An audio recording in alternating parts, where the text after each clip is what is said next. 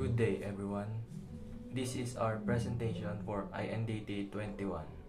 Our presentation shows the basic occupational health and safety of Dali Grocery every day. The summary.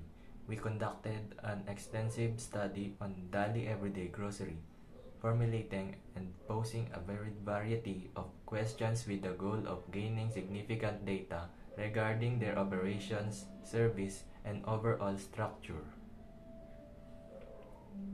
What are the questions we ask?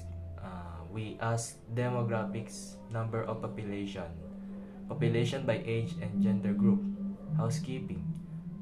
Have your establishment applies the 5S philosophy in your system? How do you implement those 5S philosophies? Material handling. How do you track inventory levels and ensure accurate stock counts? How do you organize products in the store to maximize space and minimize retrieval time? Questions we ask. Material storage. How do you track the quantity of materials in storage? How do you organize the storage space for easy access to frequently used materials? Fire safety. Is there a fire risk assessment conducted for the store? Do you have a designated fire warden or safety officer on site? Are fire extinguishers installed and accessible in key areas of the store? Are fire exits clearly marked and free from obstruction? Electrical safety. Is the electrical system in the store properly maintained and inspected regularly?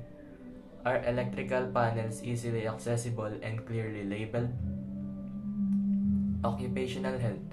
Are employees provided with adequate training on health and safety practices? Do employees have access to personal protective equipment such as gloves, masks, or aprons?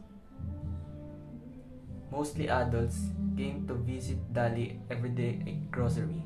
The population by age is about 30 to 45 years old coming to Dali. For housekeeping, for daily housekeeping in a mini grocery store, clean floors, shelves, and counters, organize products, check for expired items, manage waste, ensure safety, and provide excellent customer service. Material handling. Material handling at a Dali involves organizing and managing the flow of goods efficiency. First, products are received and inspected for quality and accuracy before being stored. Items are categorized based on type, size, and demand, making them easier to locate the storage. The storage system must be designed to be optimized space while ensuring quick access to high-demand items. Employees are trained to use the appropriate equipment such as carts or pallet jacks to move goods safely. The store must maintain clear pathways and avoid overcrowding, ensure smooth movement for both workers and customers. Mini-maintain ng Dali ang kalinisan at kaayusan ng mga gamit sa paglalagay sa tamang lagayan upang mas mabilis ma-access ng mga customer. Inventory management systems are crucial for tracking stock levels and preventing loss of overstocking. Naglalagay sila ng stock para kung sakaling maubusan sila ng stock is meron pa silang natitira. When stock needed to replenish materials are pulled from the back storage area and brought to the front for display. For promotions or sales events, the store must adjust its material handling process to accommodate larger volumes of goods. Proper material handling not only ensures efficient store operation, but also enhance the customer shopping experience by keeping shelf stocked and organized. The material storage is essential for maintaining a smooth and efficient operation in store. It helps keep inventory organized, making it easier to locate and access items. Proper storage also prevents damage to materials, reducing waste and saving costs. The other storage helps control inventory levels ensuring that items are not overstocked or understocked. This in turn enables stores to manage their supply chain more effectively. Material also enhance safety by keeping aisles and work areas clear of clutter. Furthermore, it helps prevent theft and loss by keeping valuable items secure. Well-organized storage also facilitates restocking and replenishment, ensuring that shelves are always fully stocked. Moreover, storage enables stores to keep track of inventory expiration dates, reducing the risk of selling expired or spoiled products. Effective material storage also supports seasonal demand fluctuation, allowing stores to adapt quickly to changing customer needs. In addition, storage helps maintain product quality by protecting items from environmental factors like temperature, humidity, and light.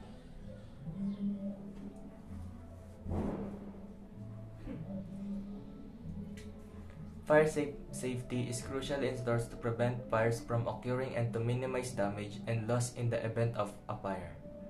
Fires can be devastating, causing damage to property, injuring employees and customers, and even resulting in loss of life.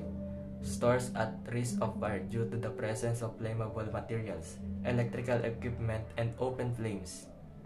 Fire safety measures help to reduce the risk of fire and ensure that employees and customers are prepared in case of an emergency. A fire safety plan helps to identify potential life hazards, prevent fires from occurring, and secure that everyone knows what to do in case of fire.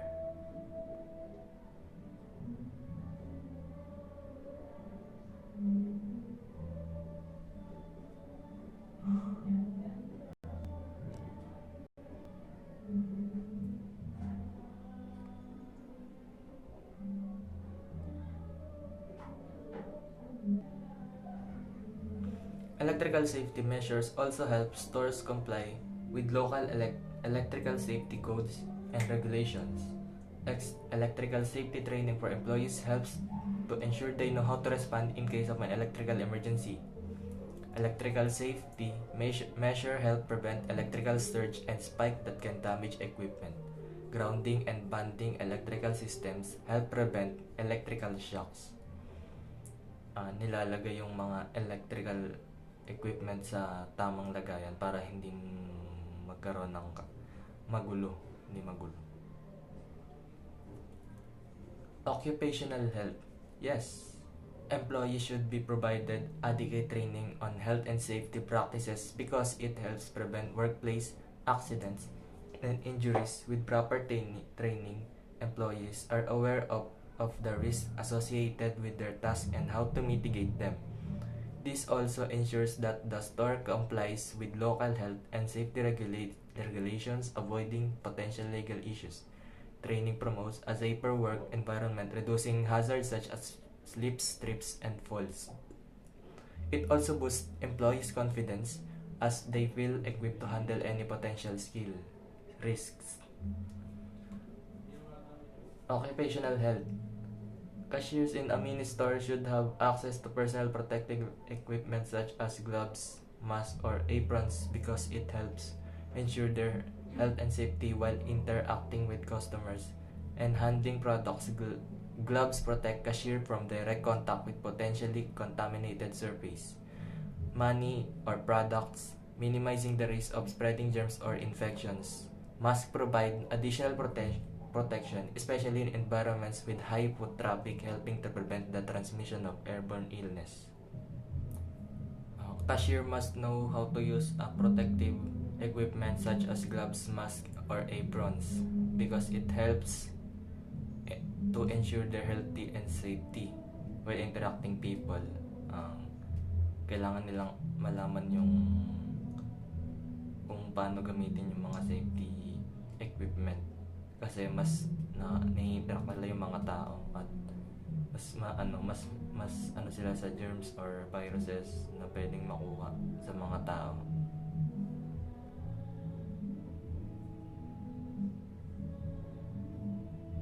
As said in this, kailangan talaga ng employees na may provided na adequate training on health and safety practices, because mas okay yung mas para ma-prevent yung mga workplace accidents and injuries. Kailangan nila ng proper training kung anong gagawin, tulad ng makikita natin sa groceries, yung mga cashier doon, alam nila kung anong pwedeng gawin. So sa electrical safety naman, mas okay, mas maganda yung nila, kasi yung fire extinguishers and nasa baba ng mga box ng electrical equipments, para kung sakaling magkaroon man ng apoy, ma-prevent nila gamit yung extinguisher at mapapatay agad nila yung apoy. And katulad nito, ignite fires damaging property and putting people's lives at risk. Mas maiingatan nila, mas maiingatan yung mga customer, tapos yung mga tao dun sa establishment na yon, para maiwasan yung electrical accidents. Fire safety equipment such as fire alarms, sprinkler systems, and fire extinguisher help to detect and suppress fires. Dito naman, may provided sila na fire safety equipment tulad ng sprinkler systems, kasi pag nainitan yun or nakadetect ng fire, is mapapatay niya ng mabilisan yung apoy. Yan, katulad ng fire extinguisher, ito mahalaga fire extinguisher para mas mabilis accessible. Dapat alam din ng mga customer kung paano gamitin yun. Dito sa fire safety, ang fire safety naman, kailangan talaga yan, kasi yung apoy ay sobrang mapaminsala, talaga nakakawasak. Kailangan talagang maging maingat sa paggamit pag store ng mga electrical appliances. So fire talaga yung pinakaiingatan nila dito, and yung mga items ay nakastore sa mga dapat lagayan. Yan. So material storage, yung katulad lang din ng ng pag-assemble. Mas nakalagay na siya sa kanya-kanya para mas mabilis mahanap, kaysa naman kasi pag hindi nakalagay sa tamang lagayan, mahirap hanapin. Yan. The material storage is able for smooth and efficient operation store. Yun na nga sabi, para mas mabilis mahanap ng customer. The smooth and efficient operation in a store, it helps keeps inventory organized. Yun, organized, kailangan nandun na mismo para mas mabilis ma-locate yung mga item. Yung material handling, yung binabalikan ko lang, crucial for tracking stock levels and preventing loss of overstocking. Materials are pulled from box storage area and brought on the front for display. So may mga naka-display na, tapos may stock pa sa likod.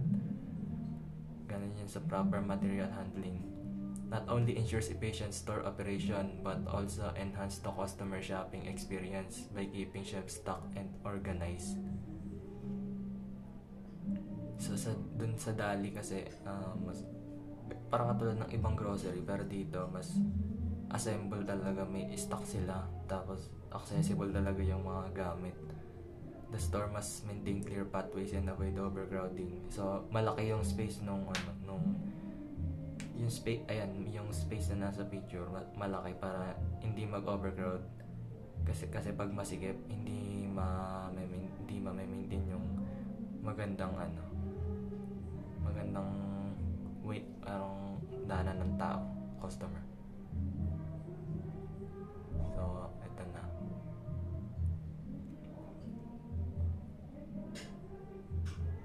Our observation and solution. At Dali Everyday Grocery, the aisles are often cluttered with boxed merchandise, creating tripping hazards for customer and staff. To solve this, regular stock checks and organization of products should be implemented to keep the aisles clear. The lighting in some areas of store is dim, making it difficult to navigate safely. So upgrading the light in this section would improve visibility. Electrical outlets in the store appear overloaded, posing a potential fire risk. So thorough electrical inspection and better distributing of power sources is necessary. Mas mahalaga talaga yan sa electrical. Employees are not consistently wearing gloves or masks when handling foods. So yung mga employees dito, hindi masyado nila naggamit ng PPE, yung mga mass handling goods, kasi mas mas contaminate sila sa germs kasi madami silang nakasalamuhang tao. Providing proper PPE and training will address this issue. The location of establishment is 320 Bocal Road, Tansa, Cavite. This opens in 6:30 a.m. and closed on 9:30 p.m. These are members of our groups: Legazpi John Edsel, Manahan, Marco Agustin, and Puentes Lance Angelo.